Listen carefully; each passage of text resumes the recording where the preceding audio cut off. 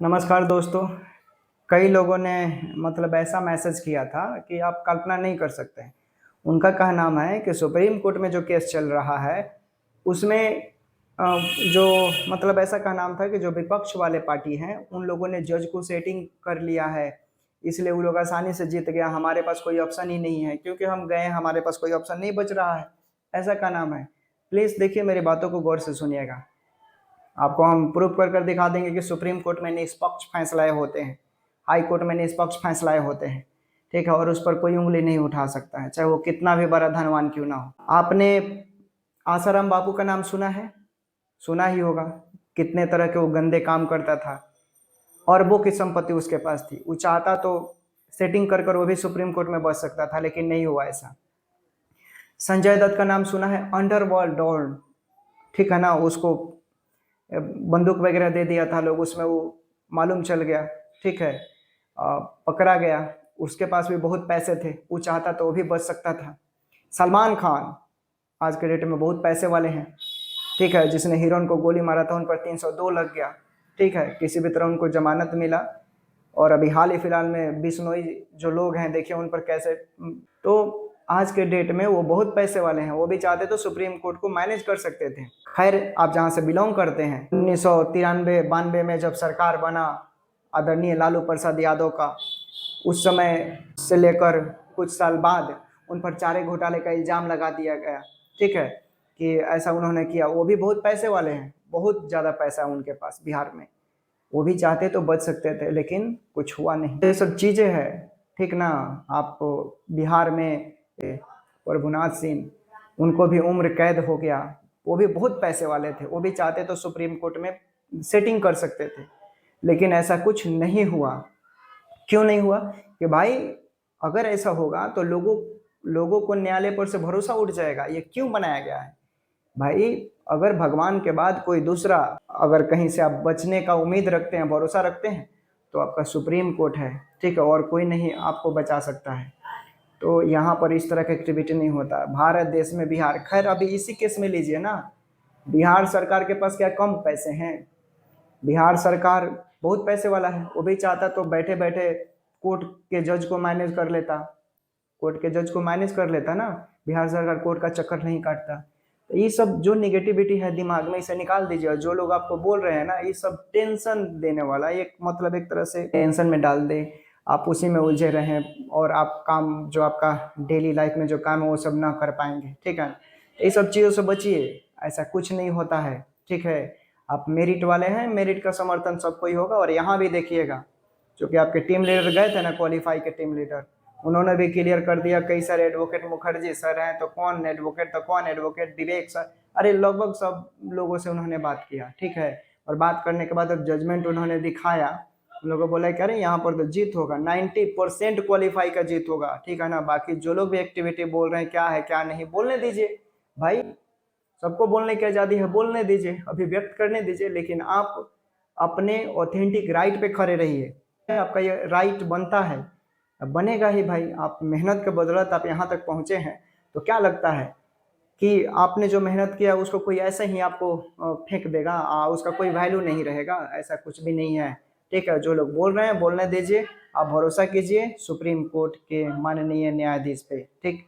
वहाँ पर 25 नवंबर को आपको डेट मिला है, ठीक है। अगर ये लोग पहले काउंटर रिजवाइंडर फाइल कर देते हैं, ठीक है, रेस्पोंडेंट की तरफ से, ये सब चीज़ें हो जाता है। क्योंकि कई चीज़ें वहाँ पर मेंशन नहीं किया गया, इसलिए विलम्ब हुआ। नए नए एसएलपीए होते गए, और नए नए एसएलपीए होंगे तो सबको वहाँ पर तो कनेक्ट किया ही जाएगा। आपने देखा 18 अक्टूबर को जो केस था उसमें क्या था, जो भी 6 एसएलपीए था मेनली, उसको कनेक्ट कर दिया गया था, ठीक। कई ऐसे केस था जिसको अभी उसका डिफेक्ट वगैरह शायद फ्री नहीं हुआ था, उसको भी उसमें कनेक्ट किया जाएगा।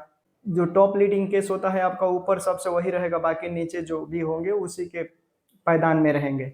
तो ये सब भ्रम अपने दिमाग से निकाल दीजिए, ठीक है, कि सुप्रीम कोर्ट के जज को उसने ये कर दिया, ये कर लिया, वो कर लिया। ये ऐसा कुछ नहीं होता है। ये संविधान के अनुरूप नियम के साथ साथ जजमेंट आते हैं।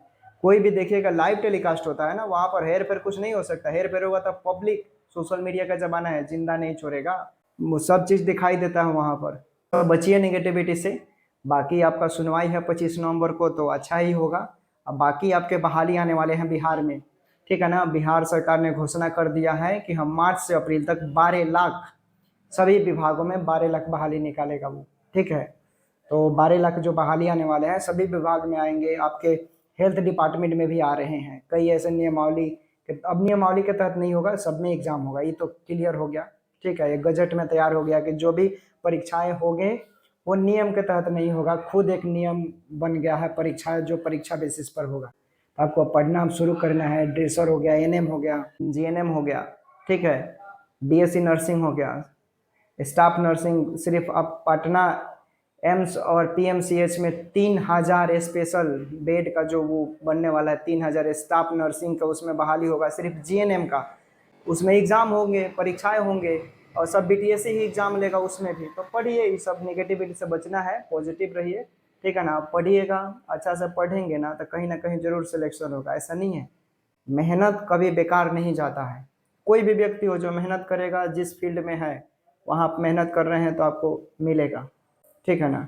तो ये सब चीज़ें हैं। बाकी नेगेटिविटी से बचिए, कौन क्या कर रहा है क्या नहीं उस पर आपको ध्यान देने की ज़रूरत नहीं है, ठीक। सभी लोगों का भी एग्ज़ाम नवंबर से देखिए सारे परीक्षाएं शुरू हो जाएंगे सारे, ठीक है ना। रेलवे से लेकर एसएससी लेकर बिहार एसएससी से लेकर सिविल कोर्ट से लेकर जितने भी परीक्षाएं पेंडिंग पड़े थे सब इसमें अब होंगे नवंबर, क्योंकि चुनाव मुंह पर आ गया है, ठीक है ना। और सभी परीक्षाएं देखिएगा, कई कई परीक्षाएं तो टकरा ही जाएंगे, ठीक है।